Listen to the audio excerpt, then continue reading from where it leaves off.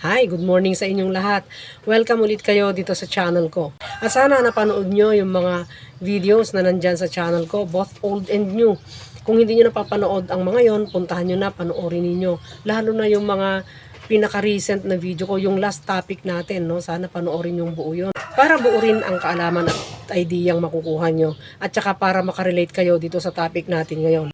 Paano ka kikita dyan sa mga confined RIR mo? Alam naman natin na ang in-demand sa market ay white egg. Pero alam nyo ba, ang brown egg, kasama na ang itlog ng mga RIR, kasi brown ang mga yan, no? Ay may market na rin. Kahit na medyo mahal ang presyo, may market pa rin.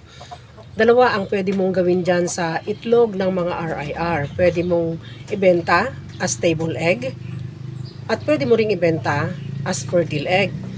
Fertile egg, yun yung meron silang kasama na tandang dun sa pen, yung mga babae. Pero yung table egg, wala silang kasamang tandang. Dahil ang mga RIR, kagaya din ng mga white breed, ay iitlog pa rin yan kahit walang tandang. Kahit nga yung mga native chicken, iitlog pa rin yan kahit walang tandang. Basta matured na sila. Kaya pwede mong ibenta yan as table egg. Paano naman ang presyo? So magkaiba ang presyo. Yung fertile egg, yung mga nakakausap kong nagbebenta ng fertile egg ay 600 to 800 ang presyo nila per tray. Pero kung table eggs, kung classified ang itlog nila, 300 yung mga large size. Kung assorted naman, 270. So halo na doon kasi lalo na kung konti lang naman ang manok mo, backyard, no? So mahirap i-classify yan dahil hihintayin pa niya yung ibang mga itlog na darating kailan pa, di ba? So kung kakaunti lang ang manok mo, pwede mong ibenta yon ng assorted. Yung per tray ng assorted ay 270 pesos. So pagkakakitaan mo yan. Kung kagaya ko, na ang pagpapakain mo ay 130 grams per head per day sa kanila, at ibebenta mo ang itlog nila ng 270 per tray, ibig sabihin 9 pesos isang piraso.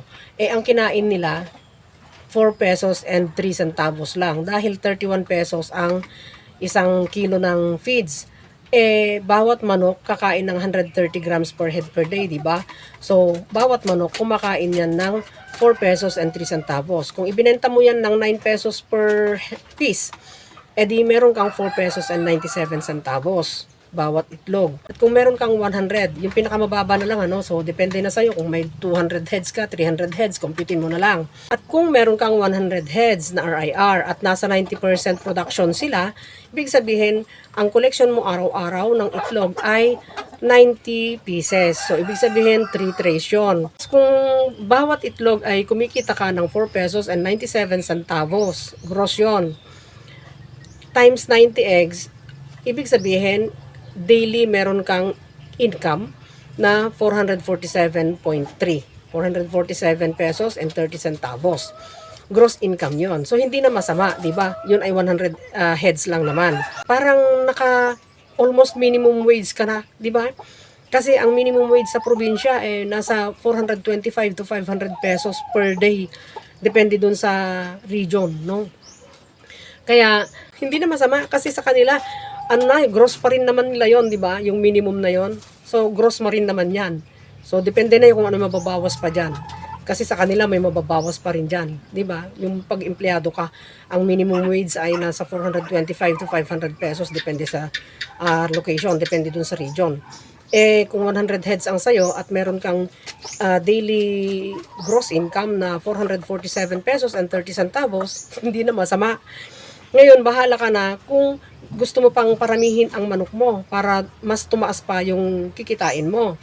'Di ba? Kung 200 heads or 300 heads, bahala ka. 'Di ba? Depende dun sa gusto mong ma-achieve na income. So doon makikita yung talagang income mo, no? So diyan, example ko lang yung 100 heads na yan, bahala ka na kung pararamihin mo or magstay ka diyan sa 100 heads. So, ibig sabihin, in a month, meron kang 13,419. Pwede ng additional income kung meron kang main income. Diba? Pero kung yan ang main source mo, syempre, mag-iisip ka na dadagdagan mo pa. At least, meron kang kita dyan sa mga Rhode Island Red mo, mga brown eggs mo, na 13,419 pesos a month. Gross income yan. So, yung babawasin mo doon, bahala ka na.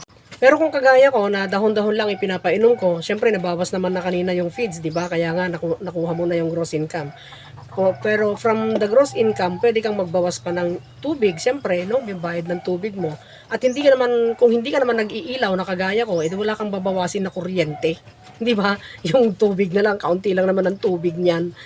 So, yun yung income mo. Eh, yung delivery mo, halimbawa, walking distance na lang naman na siguro, kaya imumotor mo lang ng konti lang magagastos mo, kasi konti pa lang naman yan, no? Pero kung marami na, syempre, ang ano mo, mas malaki ang babawasin mo. At saka wala kang labor, kasi ikaw lang naman gumagawa dyan. Di ba? So, sa'yo na yon yung income na yon.